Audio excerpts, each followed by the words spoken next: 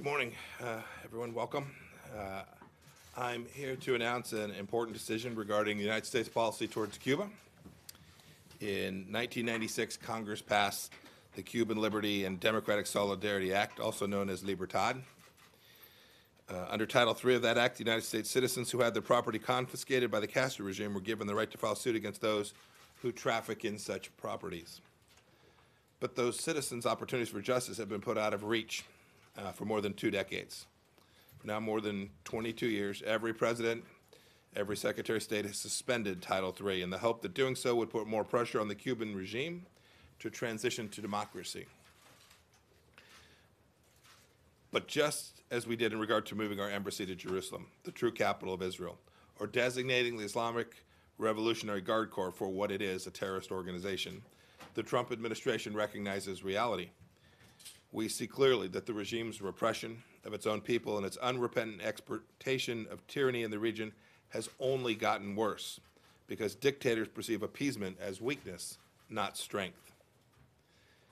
President Obama's administration game of footsie with the Castro's junta did not deter the regime from continuing to harass and oppress the heroic ladies in white, a group of women dedicated to peacefully protesting the regime's human rights abuses. More broadly, the regime continues to deprive its own people of the fundamental freedoms of speech, press, assembly, and association. Indeed, according to NGO reports, Cuban thugs made more than 2,800 arbitrary arrests in 2018 alone. In the run-up to the country's recent sham constitutional referendum, one that enshrined the Communist Party as the only legal political party in Cuba, the regime harassed, beat, and detained leaders and activists, opposition leaders and activists. 310 people were arbitrarily detained, according to the Cuban Commission on Human Rights and National Reconciliation. Cuba's behavior in the Western Hemisphere undermines the security and stability of countries throughout the region, which directly threatens United States national security interests.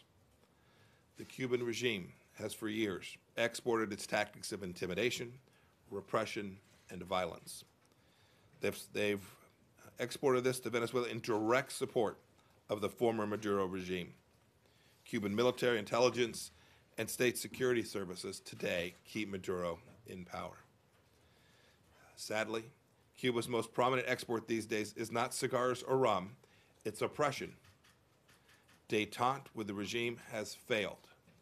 Cozying up to Cuban dictators will always be a black mark on this great nation's long record of defending human rights.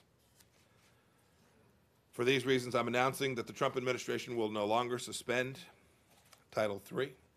Effective May 2nd, the right to bring an action under Title III of the Libertad Act will be implemented in full. I have already informed Congress of my decision. Implementing Title III in full means a chance at justice for Cuban Americans who have long sought relief for Fidel Castro and his lackeys seizing property without compensation. For the first time, claimants were able to bring lawsuits against persons trafficking in property that was confiscated by the Cuban regime. Any person or company doing business in Cuba should heed this announcement. In addition to being newly vulnerable to lawsuits, they could be abetting the Cuban regime's abuses of its own people. Those doing business in Cuba should fully investigate whether they are connected to property stolen in service of a failed communist experiment.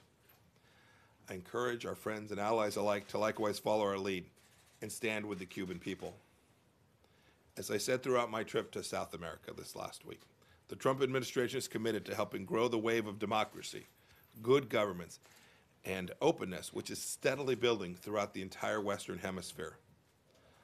On my trip last week, I saw these positive changes firsthand and told our friends and allies that we're with them. We're on the side of what's right and what is just. Today, we are holding the Cuban government accountable for seizing American assets. We're helping those whom the regime has robbed get compensation for their rightful property. And we're advancing human rights and democracy on behalf of the Cuban people.